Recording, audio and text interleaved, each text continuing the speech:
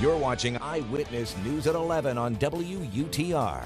New Yorkers followed along closely as several police agencies searched for a missing girl. The 9-year-old was found and rescued from her kidnapper Monday evening thanks to a fingerprint match on a ransom note left at her family's home. With all the technology we have today, and as we continue to learn more about the alleged kidnapper in this story, Albany's James de la Fuente sat down with the officer who arrested the suspect back in 1999. He has more tonight on how that arrest helped solve this case almost 25 years later.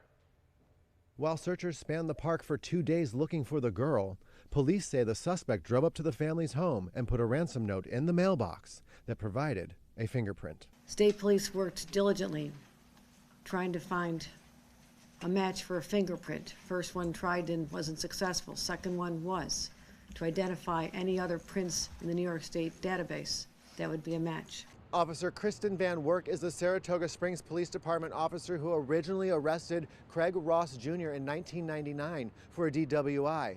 She was then able to capture a perfect fingerprint. Back then, I believe at the time we were still doing using ink, and we were rolling their fingers. That wasn't computerized at that time. Fingerprinting has changed in the last 25 years and has made drastic improvements to the system that ultimately brought this young girl home. First, in the beginning, when I first started, was using the ink, and you would roll their fingers and everything, and boy, it was quite messy with all the black ink everywhere.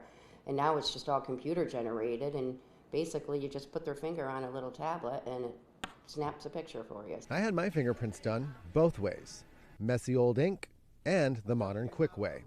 I can say I got my hands dirty on this one and can appreciate technology for keeping my hands clean and also capturing a better print. Lieutenant Paul Veach with the Saratoga Springs Police Department says nearly 2 decades ago, capturing the perfect print was always a goal, but not always a result. It's a great example of even 24 years ago, getting a great print, getting great evidence, and having it be used 25 years later to help solve a crime that's a major crime that we should have solved. I was totally excited. I was really pleased that something so small that I had done 24 years ago resulted in something like this. Reporting in Saratoga Springs, James de la Fuente. Speaking of